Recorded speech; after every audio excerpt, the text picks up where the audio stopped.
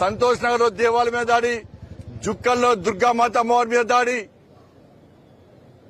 శంషాబాద్ లో దేవాలయాల విధ్వంసం, పాత బస్తుల విధ్వంసం, నిన్న రాత్రి చాయంద్రానగుట్టలో పురాతన టెంపుల్, పవర్ఫుల్ టెంపుల్ అయినటువంటి నా ఆంజనేయ స్వామి మీద దాడి చేశారు. బాన్స్వాడలో దాడులు. ఎక్కడ పోయినా కాంగ్రెస్ పార్టీ, ఎంఏ పార్టీ ప్రభుత్వం ఏర్పడిన తర్వాత తెలంగాణ రాష్ట్రంలో ఎందుకు దేవాలయాల మీద దాడులు జరుగుతున్నాయి? అలా మెజార్టీ ప్రజలైన హిందువులు ఎలా మా దేవాలయాన్ని రక్షించండి అని బిచ్చమెత్తుకునే పరిస్థితి ఈ తెలంగాణ రాష్ట్రంలో వస్తే హిందూ సమాజాన్ని కాపాడే వాళ్ళు ఎవరు? ఒకసారి హిందూ సమాజం ఆలోచించాలి. ఇష్టపడదామా కేమి పెద్దలేదు, భారతీయ జనతా పార్టీకి ఏమి పెద్దలేదు, అన్ని మతాల సమానం కూడా అంటున్నాం. మీరు మాట్లాడకండి. మీ కోట్లయం జిహెచ్ఎంసీలో హిందుత్వం ఏదైనా పోని, దేవాలయాల విధ్వంసం గాని, గోహత్య జరగని, లహు జిహాదీ పేరుతోని హిందూ అమ్మాయిలను మోసం చేయని, హిందూ అమ్మాయిలను డ్రగ్స్ ఇవ్వండి, గంజాలు ఇవ్వండి, నాశనం కాని మీరు పట్టించుకోకండి. మాకు ఎప్పటి మేము పట్టించుకో. మేము ఇలా మా ఆవేశం కాదు, ఇది భారతీయ జనతా పార్టీ యొక్క ఆవేదన.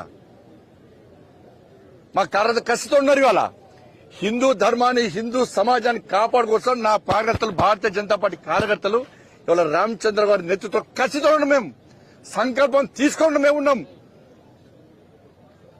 హిందూ సమాజాన్ని జాగృతం కావాలి. హిందూ సమాజాన్ని జాగృతం కాకుంటే బిచ్చ బతుకులు చేయమని రాసి పెట్టుకోండి. నేను ఇప్పుడు ఎన్నికల్లో ఎలక్షన్స్ లో ఇప్పుడు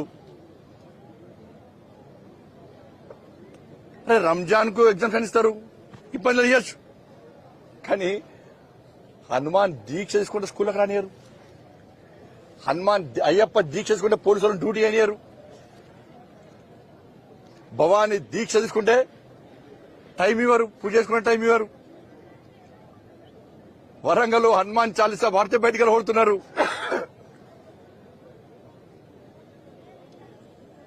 ఇది ఆ పరిస్థితి దేశం తెలంగాణ రాష్ట్రంలో హిందువుల పరిస్థితి. ఇట్లా బతుకుమంటారా? ఇట్లా బతుకుదామా? ఒక్కసారి హిందూ సమాజం ఆలోచించాలి. ఇట్లా బతుకుదామా? 80% ఉన్న హిందువుల గురించి ఏ పాట ఆలోచిస్తుంది? ఒకసారి ఆలోచించండి. ఇవాళ మేము మాట్లాడితే మద్దతు తోమంటున్నారు.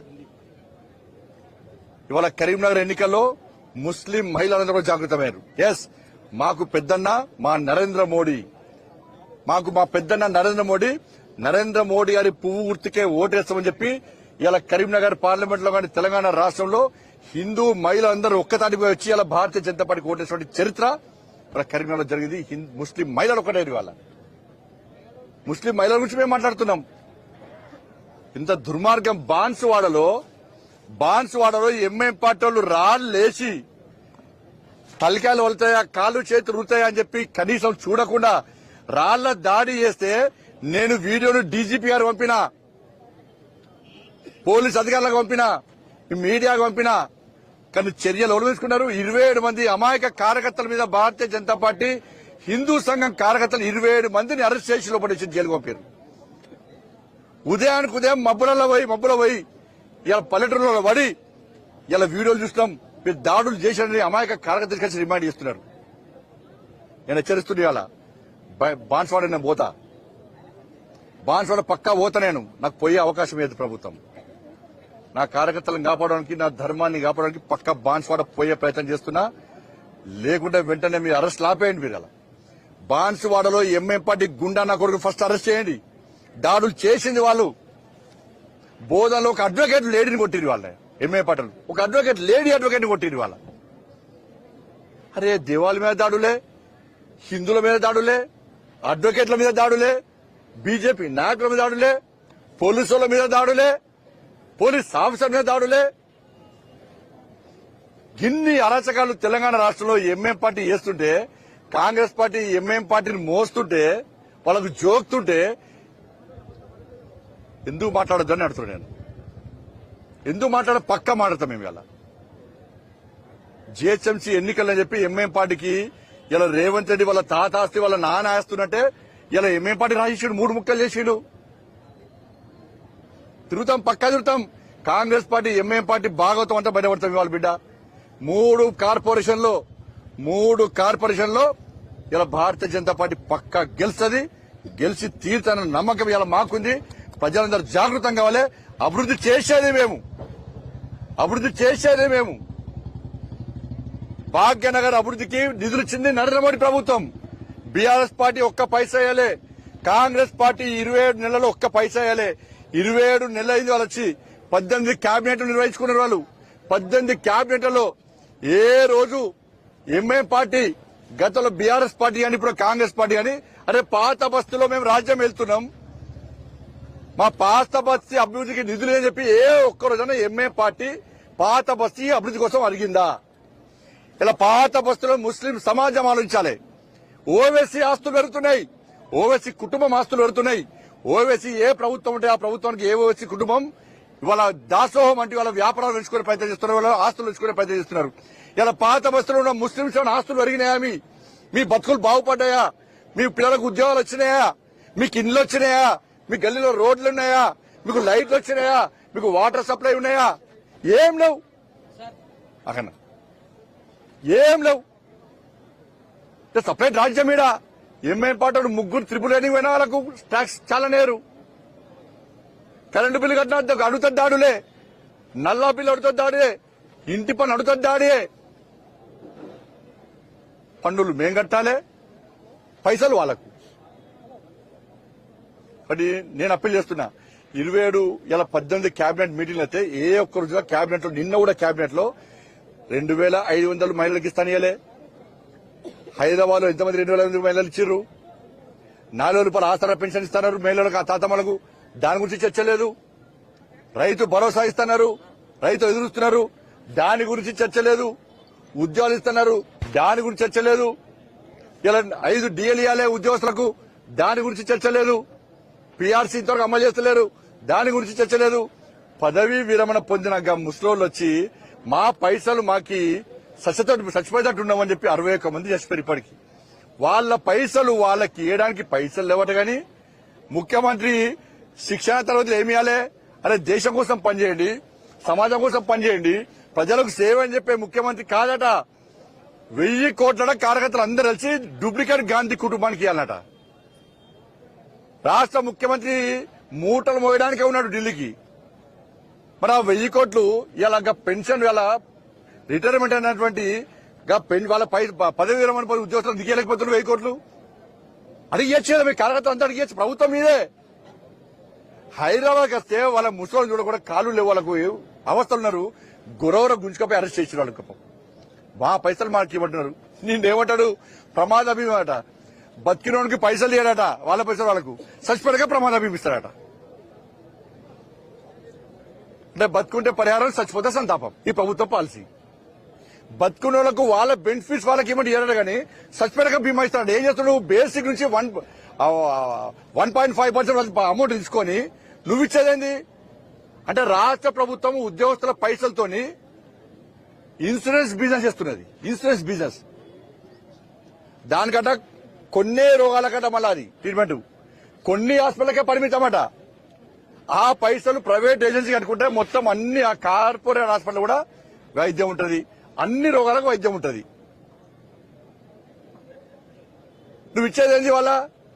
ఓ టీవీలలో పేపర్లలో మొత్తం బీమా బీమా బీమా. బతికినోనికి ఫస్ట్ వాళ్ళ వయసు వాళ్ళకి, పోలీసు వాళ్ళకి ఇస్తాడు బీమా వాళ్ళకు.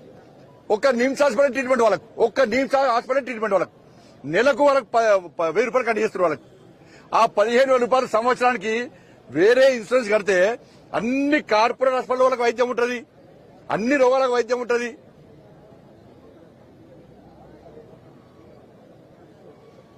కాబట్టి 6 గ్యారెంటీల మీద 18 సార్ల క్యాబినెట్ జరిగితే ఏ ఒక్క క్యాబినెట్ లో కనీసం చర్చ జరగలేదు.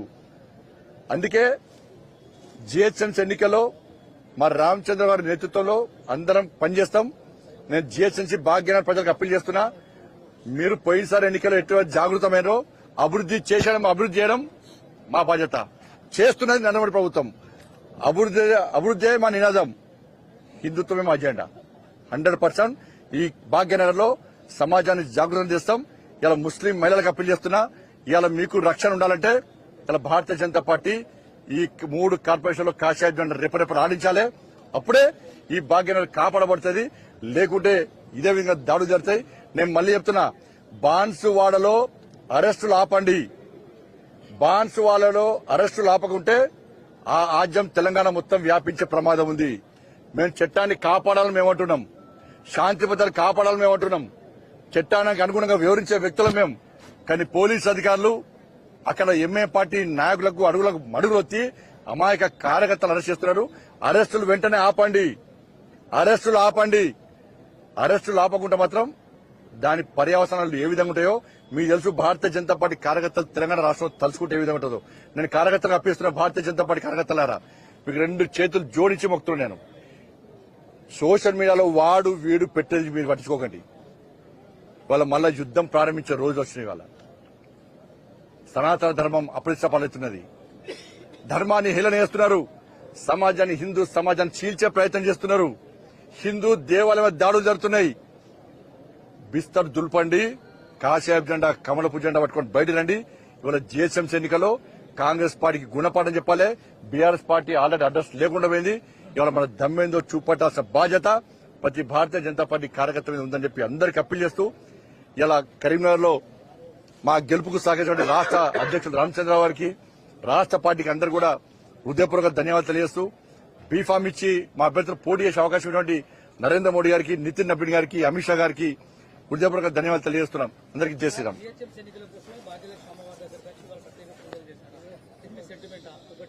రెండవది, దేశంలో అన్ని రాజకీయ పార్టీల మీద రైడ్ చేసినటువంటి ఈడీ, ఐటీలు ఎంఐఎం ఇందాక ఎంఐఎం కుటుంబ వాళ్ళ కుటుంబాల మీద ఎంఐఎం పార్టీ మీద ఈడీ రైడ్స్ కానీ ఐటీ రైడ్స్ కానీ ఎందుకు జరగట్లేదు అన్న? ఈడీ రైడ్స్, ఈడీ అనేది భారతీయ జనతా పార్టీ మాకు అనుబంధ సంస్థ కాదు. అది ఎవ్వరికి ఏ ఫిర్యాదులున్నా చేయాలి. రాష్ట్ర ప్రభుత్వం ఏం చేయాలి? వాళ్ళ ఆస్తుల మీద విచారణ జరపాలి. జరిపి వాళ్ళ మీద ఆస్తులు జప్తు చేయాలి. ఇవాళ మేము కూడా ఆధారాలు సేకరిస్తున్నాం. పక్కా మేము ఏ విధంగా న్యాయపరిగిస్తాం. ఈడీ మీద, ఐటీ మీద, ఆఫీసర్ల మీద, సిబిఐల మీద ఒత్తిడి తెచ్చే ప్రభుత్వం భారతీయ జనతా పార్టీ ప్రభుత్వం కాదు. అట్ట ఇవ్వాలనుకుంటే ఈ దేశంలో ఎవ్వరు ఉండరు.